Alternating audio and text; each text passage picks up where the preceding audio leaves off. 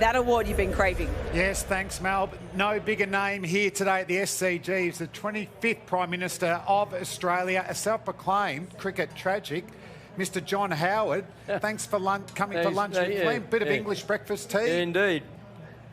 Oh, good brew, that one. Now, John, what about your love of cricket? When did it first happen? Oh, it was instinctive in the family. I was the youngest of 4 boys. We talked cricket. I first started listening to it on ABC. I know the ABC actually a lot when it comes to knowledge of sport. From the 46-47 tour of Australia by the Englishman led by Wally Hammond. And then I listened to the Crackley broadcast of the 48. And then the first time I came here, though, Sydney Cricket Ground, was the last time Don Bradman played. Wow. So what sort of game was that one? It was a testimonial for Alan Kippax and Bert Oldfield. Oh, yeah, a couple of legends. And, they sure were. And it was the first and only time I saw the great man play. So can you recall him batting and scoring? Yeah, he got 53 or 54 or something. That would have been amazing. Yeah, I think Keith Miller was the bowler that got him out.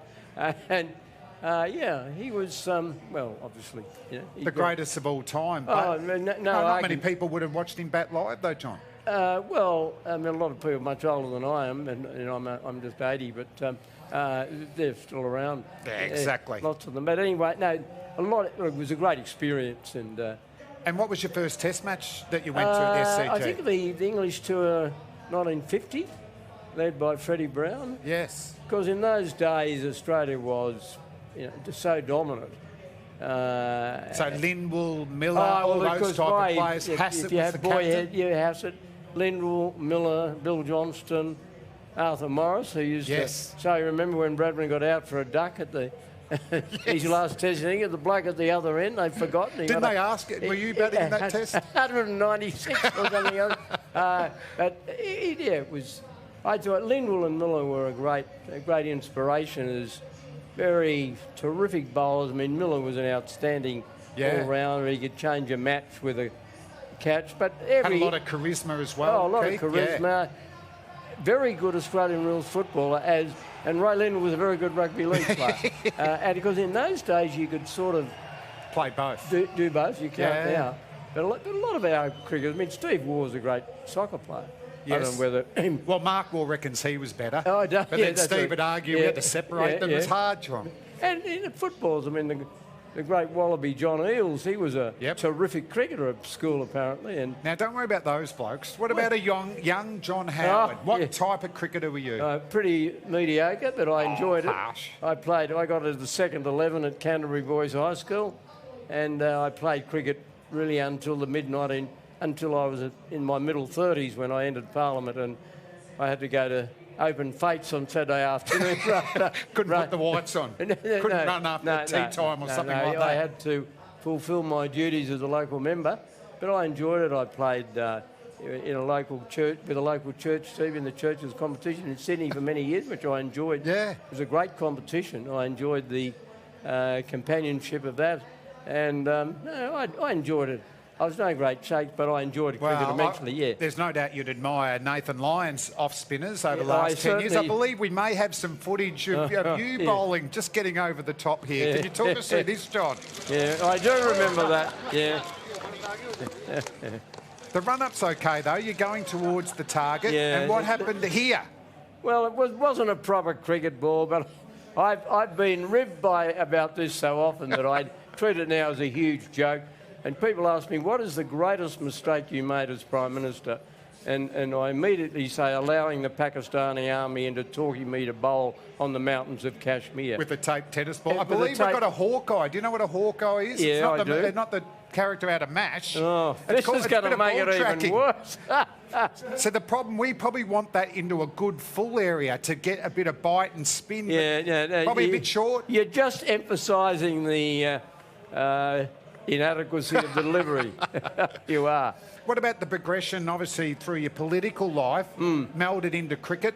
The Prime Minister's 11, a great initiative from Sir Robert Menzies. It was started by Bob Menzies at the time of the West Indian tour in 1951-52. Yeah. And it continued right up until he retired as Prime Minister. And then for some extraordinary reason, it immediately fell into disuse. But to his great credit, Yeah. Bob Hawke brought it back.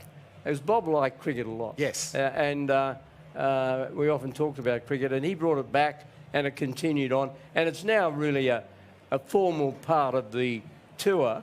And any suggestion that current prime ministers going back have any say in the selection of people is a myth. I wouldn't have thought so. So how many people did you drop over the years? No, and I think we've got some photos. I wouldn't confess.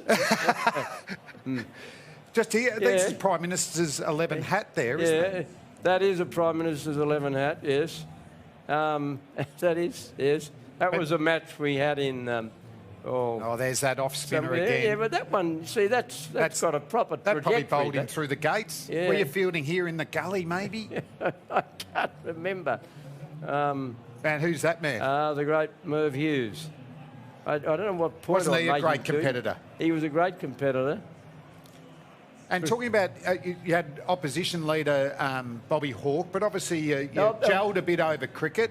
I think we've got some vision of Bobby as well. Hawke and I talked quite a bit about cricket. But we know he's had his own troubles on the cricket field. Remember this? I think he was playing journalists at the time. I don't know whether there was any sort of venom in it, but he was pretty lucky with that. No, that was a worry there. Yeah, what about the modern game? You've been here for 2 days. What do you admire about... Is there a modern day player? I think the current Australian cricket team is really very well balanced, and I think an enormous amount of credit is due to Tim Payne and to Justin Langer, and also to Trevor Holmes and his mates for choosing them. But they've really come together, and they seem, just as a spectator, they seem to be very happy playing with each other. Yes. And that is, as you know, from your own experience. Well, that's what we want from the Australian cricket team. You've been enjoying each other's company. I think it shows on the field. You've got to enjoy the competition. Yes.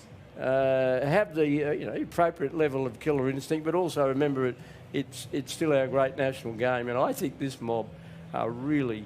I like to hear that. Yeah, I think they're an impressive group of men who demonstrate the best of Australian quality. And at a time when our country is going through absolute agony with these bushfires, to be reminded at both the level of our great national sporting team and also at the level of our wonderful volunteer firefighters about the Australian spirit of helping each other when you're in trouble is quite inspirational. Outstanding job, the firefighters. They are just fantastic. And thanks a lot for joining me on Lunch with Flem, Mr. John Howard.